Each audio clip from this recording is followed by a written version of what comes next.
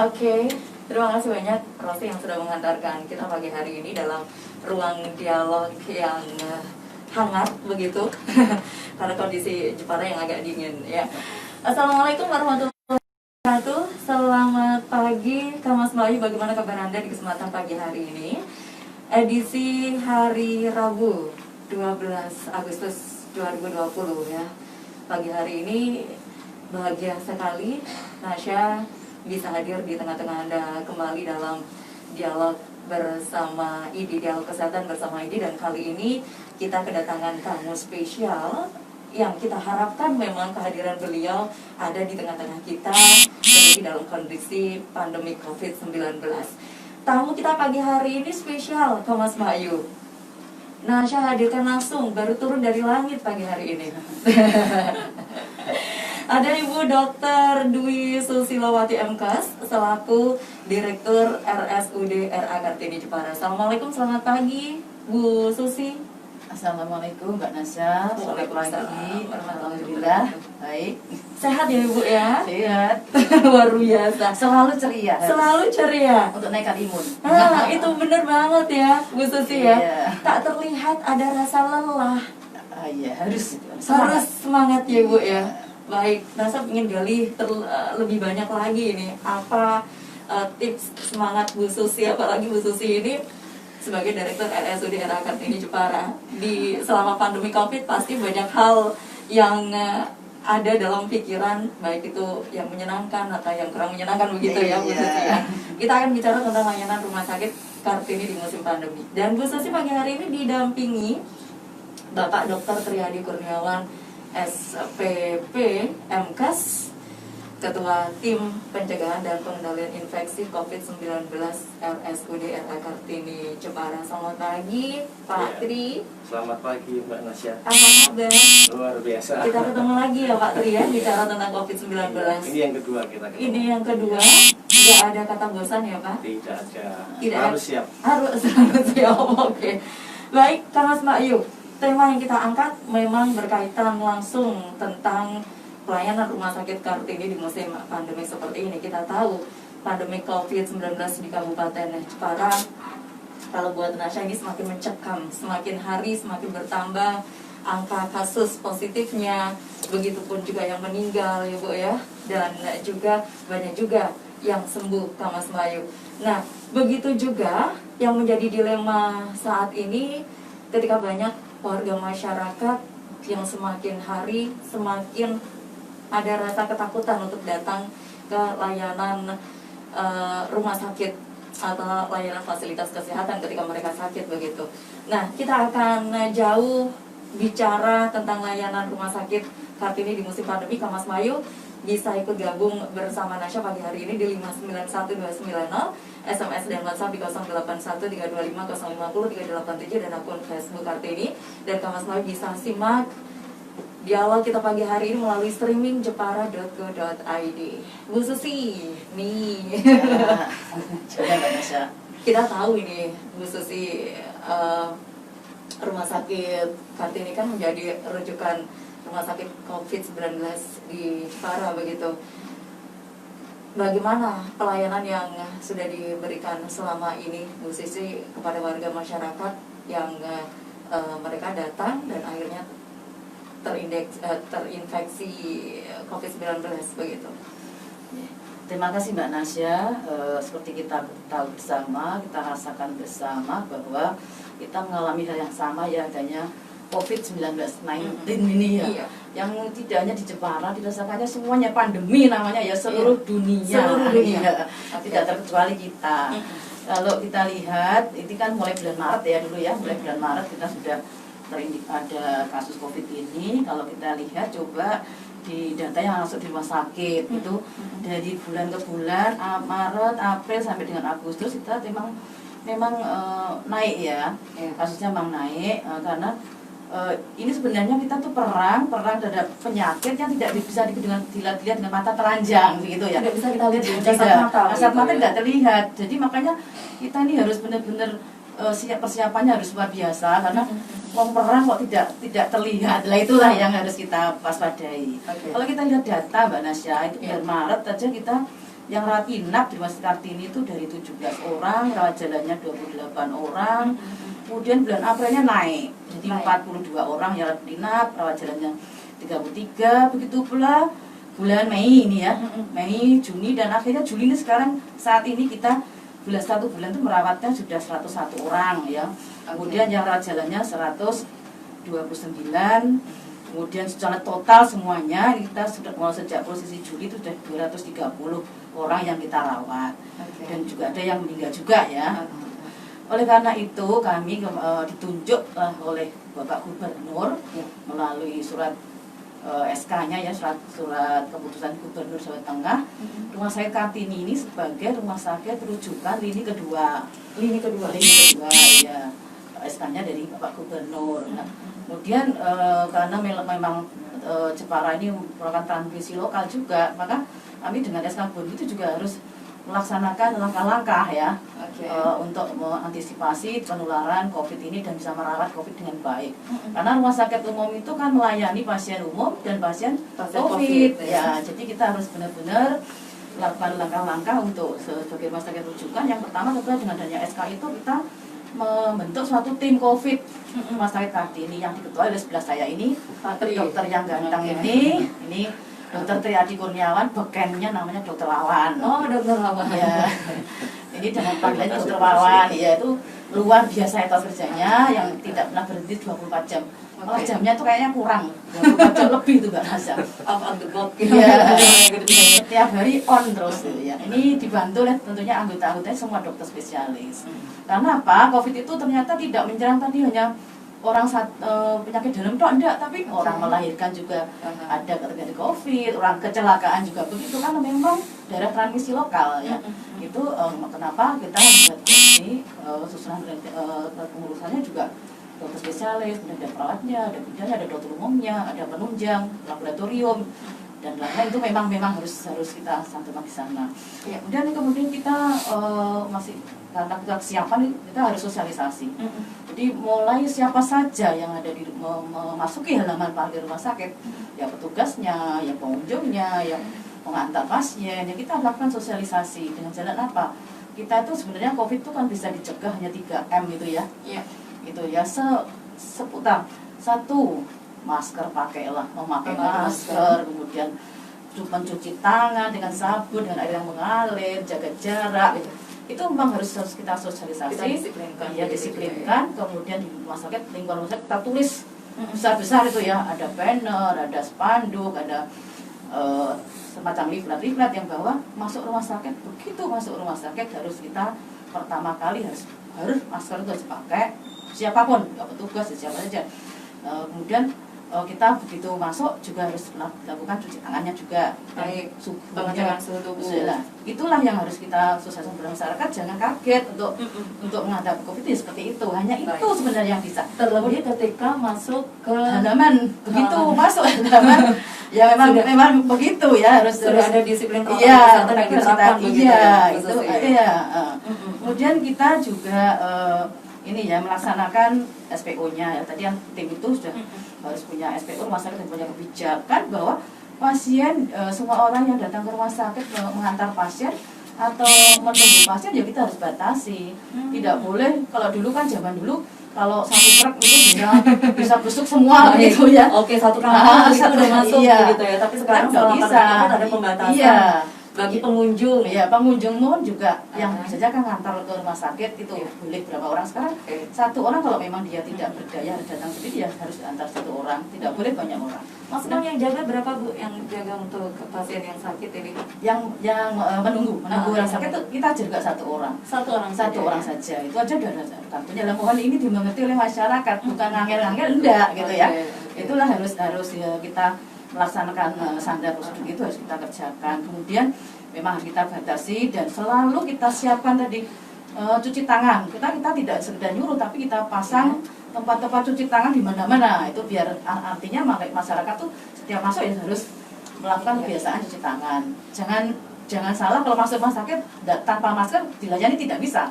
Kita melayani harus pakai masker, kata gitu ya Mbak Nasya. Oke. Kemudian jalurnya juga berbeda. Jadi kita Jalurnya berbeda. kita ada pasien umum dan pasien COVID beda. iya kita memang kita bedakan karena apa itu tadi untuk menghindari tadi penularan tadi. Kalau kita tadi sudah dipasang di tes suhunya, sudah cuci tangan, sudah pakai masker, tes suhu, kemudian dia ada gejala gitu, ada panas, gejala nanti terangkan oleh dokter Pawan tadi yang tugasnya memang seperti menjelaskan pasien. Nah ini pilah-pilah. Oh kita sudah punya klinik COVID. Klinik COVID dan klinik umum berbeda tempatnya. Jalannya juga berbeda. Kalau kita diagnosis itu maka harus ke klinik COVID itu ruangannya berbeda. Kemudian kita melewatinya pun tidak seperti pasien umum itu tidak, tapi ada jalur khusus yang untuk ke sana. Termasuk yang rawat inap juga kita pisahkan, gitu Mbak Nasya. Gitu. Okay. Dengan memisahkan dua jalur tadi, ini juga untuk bisa mempersempit penyebaran virus COVID di lingkungan RSU. Tidak hanya pasien, tapi petugasnya juga terlindungi. Ya. Bu Susi, tadi kalau Bu Susi bilang dengan data-data tadi, berarti pasien COVID di RSUD RA Kartini hingga sampai saat ini yang rawat inap ada berapa, Bu? Yang rawat jiwa jumlahnya tadi totalnya kita hingga hari ini ya, hingga hari Agustus tadi Juli sampai dengan Juli itu sudah sekitar 100 orang. Kalau rawat inapnya lebih Mbak, 100 ya. Dengan data yang lebih seperti itu, Bu Susi, iya. Bagaimana sarana prasarana yang diberikan? Apakah memang semua pasien COVID ini bisa dirawat di RSU Kartini atau bagaimana ini? Oh iya. Jadi pasien COVID itu kan bisa dirawat. Kita rujukan lini kedua, tapi ada beberapa rumah sakit jadi rujukan lini ketiga. Ada RS Masjid Islam, Mayo, kemudian Geraha, Kelet, itu ada dibagi beberapa rumah sakit. Tapi kita juga harus siap kalau ada pasien dan kita sudah siapkan ruang isolasi. Berapa sih ruang isolasi yang ada di sana? Nah, itu kita sudah punya 8 ruangan tambah 9 ruangan, ada 17 ruangan. Kemudian kita tambahin lagi ruang intermediate itu kalau misalnya di skor ternyata di scoring itu kok pasiennya masih ragu-ragu apakah ke arah COVID atau bukan, maka kita lakukan di ruang intermediate tadi sudah disediakan ruangan 16 tempat tidur. Jadi kalau di UGD pun juga begitu, itu pasien datang di UGD ke arah COVID di scoring ternyata ke arah COVID, maka juga ditempatkan di ruang isolasi di IGD itu. Jadi tersendiri untuk pasien-pasien. Klasifikasi pasien yang bisa dirawat di RSUD RA Kartini ini hanya yang sudah positif COVID begitu ya Bu ya. Nanti kalau mungkin masih terindikasi atau apa masih bisa rawat jalan atau seperti apa? Kan memang ada dua ya, nanti yang kan tadi skor ada gejala apa tidak pasiennya kan gitu. Kalau yang bergejala, gejalanya berat apa tidak. Nah, indikasi masuk rumah sakit itu ada yang gejalanya dengan skor misalnya di atas 10, ini sudah nanti akan dijelaskan oleh dokter tadi. Dokter Wawan itu yang spesialis paru itu ya. Iya, satu lagi nih Bu Susi. Banyaknya pasien yang datang yang terpapar COVID-19 di RSUD RA Kartini ini pasti akan mempengaruhi kinerja tenaga kesehatan pula. Kemarin banyak sekali tenaga kesehatan RSUD RA Kartini yang sakit atau terpapar virus COVID begitu juga sudah ada yang meninggal begitu Bu. Bagaimana ini apakah juga mempengaruhi layanan RSUD RA Kartini kepada pasien yang datang? Karena kalau tenaga kesehatan pun juga sekarang harus hati-hati, ya kan? Semua pasien pun juga berpeluang atau kesempatan membawa virus itu. Bagaimana tenaga kesehatan yang sudah disiapkan dari RSUD RA Kartini hingga sampai saat ini? Iya Mbak Nasya, dengan adanya kemarin Jepara ditetapkan sebagai daerah transmisi lokal, maka kita manajemen rumah sakit juga dan adanya kasus yang semakin meningkat, maka rumah sakit Kartini melakukan suatu tes pada petugas, melakukan rapid test sejumlah 1.008 karyawan kita semuanya kita lakukan tes. Ini untuk apa? Untuk memapping. Jadi kita tahu bahwa tenaga kesehatan mana sih yang terpapar, ya begitu. Memang kita sengaja lakukan itu. Kemudian setelah kita lakukan rapid test, mana yang reaktif, maka kita lakukan swab. Nah yang ada di koran dulu kan ada 24 orang itu ya, nakes kita tuh ya, itu kita lakukan isolasi mandiri. Jadi jangan khawatir, yang sudah bekerja itu ya tenaganya benar-benar sehat. Nah, kalau memang ada indikasi terpapar COVID positif, maka dia akan diisolasikan. Diisolasi selama sesuai dengan ketentuan kan 14 hari itu ya, isolasi mandiri. Baru kemudian setelah kita ulangi lagi, tes lagi, maka dia sudah siap bekerja. Maksudnya sudah negatif dan dia siap bekerja. Jadi yang bekerja di tempat kami ya memang benar-benar yang sudah sehat. Iya, yang benar-benar yang sudah sehat. Dan tentunya kemarin juga mempengaruhi pelayanan tentunya ya, karena Mas Isman berarti kan kita harus membatasi sendiri untuk perawatan. Misalnya dari tempat tidurnya yang 470 kita layaninya separuhnya 260 tempat tidur, karena memang harus kita menjaga jarak. Kita harus memang begitu, harus protokol COVID itu. Tenaganya ya harus benar-benar, staminanya harus bagus, yang benar-benar kita ismankan sampai begitu, kasih makan yang bergizi biar itu PD treatment. Iya, jadi nggak usah takut. Jadi yang pekerja di kita itu sekarang udah memang benar-benar yang fit tuh, yang benar-benar sehat itu ya. Nah, ini salah satu untuk meyakinkan masyarakat kita untuk tidak takut datang ke layanan rumah sakit RA Kartini begitu ya. Baik, Bu Susi. Sedikit ini sebelum kita sambung yang sudah berada di ujung dari telepon ke Pak Wawan ini. Tadi saya panggilnya Pak Tri, kemarin juga Pak Tri. Tapi katanya Bu Susi bukannya Pak Wawan, Dokter Wawan gitu. Dokter Wawan. Ini masyarakat kita semakin hari kalau dilihat mereka semakin terserah dengan COVID-19. Padahal Jepara masuk zona corona, masuk dalam zona merah, zona transmisi lokal tadi. Seberapa bahayakah ini COVID-19 yang ada saat ini, Dr. Wawan? Ya, terima kasih. Selamat pagi Mbak Nasya, Bu Susi, Bu Direktur, dan Mas dan Mbak semuanya. Sebenarnya kalau kita bicara COVID-19 ini, saya pikir sudah terlalu banyak diketahui oleh masyarakat pada umumnya ya. Tapi ada hal-hal yang mesti perlu kita tegaskan,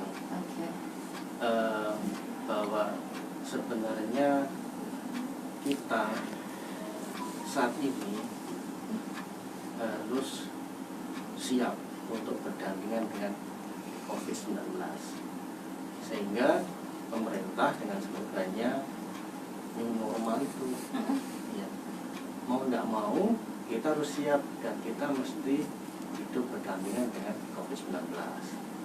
Nah, bagaimana kita bisa hidup berdampingan dengan sebuah ancaman? Kita analogikan dengan hewan saja, hewan buas ya. Kita bisa melihat beberapa orang itu bisa menjinakkan hewan buas, sehingga antara hewan buas dengan manusia bisa hidup berdampingan. Nah, kita semangat saja optimis bahwa hewan buas kita samakan dengan COVID-19. Jika kita bisa mengerti polanya, kita bisa mengatur ritmenya, insya Allah nanti kita juga akan aman-aman saja. Namun yang perlu diketahui bersama bahwa istilah new normal ini bukan berarti kita seperti dulu lagi. Seperti normal, seperti biasa. Enggak, iya, ini harus kita salah bersama. ya? Salah. Ya, new normal ini adalah kita hidup lebih daripada normal yang dulu. Kalau dulu kita hidup berkerumunan, berdampingan, tanpa masker, tanpa jaga jarak, kita harus bisa melihat fakta bahwa kita tidak bisa seperti itu lagi. Tapi hidup harus terus berjalan, sehingga kita harus bisa beradaptasi dengan era yang baru atau era yang normal. Ya. Hidup lebih dari normal. Ya. Kesepahaman ini yang harus kita edukasi dan sosialisasikan kepada masyarakat saat ini, yang sudah mulai mereka mengatakan ini sudah new normal, dan mereka mengatakan new normal itu ya seperti biasa begitu. Ini sangat sulit loh, Dokter Wawan. Terus apa yang harus dimengerti ini hidup lebih dari normal? Apa yang harus masyarakat lakukan, Dokter? Betul. Memang kita perlu effort yang lebih dari biasanya. Masalah teknis tadi sudah disampaikan secara gamblang oleh Bu Susi selaku Direktur RSU Kartini, bagaimana kita menghadapi era new normal ini. Tapi kita mesti harus bisa membagikan apa tujuan kenapa dibuat prosedur seperti itu. Jadi kalau nanti kita tidak bisa memberikan edukasi yang tepat, seolah-olah masyarakat selalu dibenturkan dengan rumah sakit. Padahal sebenarnya tujuan utama itu kenapa dibuat aturan dan web seperti itu, karena memang hanya untuk melindungi saja, melindungi pengunjung, melindungi pasien, melindungi nakes, dan melindungi rumah sakit. Itu harus kita pahami bersama. Ya, baik, Dokter Wawan, nanti kita sambung lagi ya. Kita terima penelpon terlebih dahulu yang mau gabung bersama kita. Selamat pagi, dengan siapa, di mana? Selamat pagi, Mas Seto, apa kabar? Saya belum pangling dengan suara Anda pagi hari ini. Dan ada yang imut lagi pagi hari ini di hadapan Nasya, ada Ibu Dokter Susi. Pasti mau ketemu sama Dokter Susi ya pagi hari ini ya. Sama Dokter Wawan juga.